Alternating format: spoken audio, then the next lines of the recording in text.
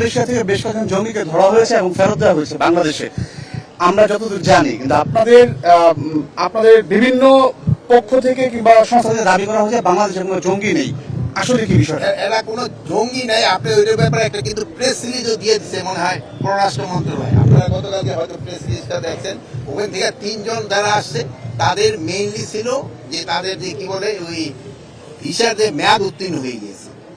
এই 3 জনের ভিসার মেয়াদ উত্তীর্ণ হয়ে গেছে। কিন্তু তাদের যে পুলিশের যে চিফ, তিনি তো ব্রিফিং এ বলেছেন, পুলিশের চিফ যেটা বলছে ওই 5 জনদের আসা হয় নাই, তাদের সাথে আমাদের সরকারি লেভেলে যোগাযোগের চেষ্টা করা হইতেছে, আমরা ইনভেস্টিগেশন করে থাকি। যে আইএস এর যে স্টেটের সাথে যোগাযোগের যে বিষয়, কিন্তু এই জঙ্গি সম্পৃক্ততা আপনারা কি বাংলাদেশের কোনো জঙ্গি খুঁজে পাচ্ছেন? না, বাংলাদেশে কোনো সম্পৃক্ততা নাই। কিন্তু ওখানকার আইজিপি বলছেন যে তারা বাংলাদেশের আইএস ইউনিটের জন্য অর্থ সংগ্রহ করে। ওখানকার আইজিপি কি বলছে আমি জানি না।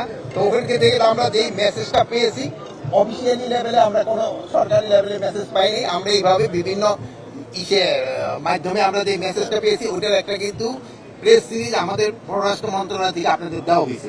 তাহলে এটিইউতে কেন দেওয়া হলো, ইমিগ্রেশন পুলিশে কেন দেওয়া হলো তাকে? ইমিগ্রেশনের থেকে তো এটিইউতে না হয়েছে, অসুবিধা কি? বাংলাদেশের জঙ্গিবাদের যে অবস্থান এখন কি মনে হচ্ছে? বাংলাদেশের জঙ্গিবাদের কোনো অবস্থান নাই। এখানে কোনো ধরনের জঙ্গিবাদ নাই।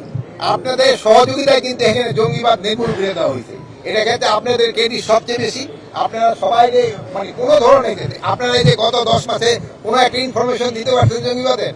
যেহেতু নাই, আগে ছিল আপনারা দিচ্ছেন, এখন নাই আপনারা দেন না। মাননীয় অ্যাডভাইজার, এই যে বিভিন্ন দেশ থেকে যে কথাগুলো আসতেছে, এটাকে আপনি মনে করেন যে বাংলাদেশের উপর কোনো তকমা লাগানোর কিংবা কোনো ধরনের থ্রেট কিংবা এখন বিভিন্ন দেশে থেকে হয়, এটা হয়তো পররাষ্ট্র মন্ত্রণালয় আপনাদের ভালো বলতে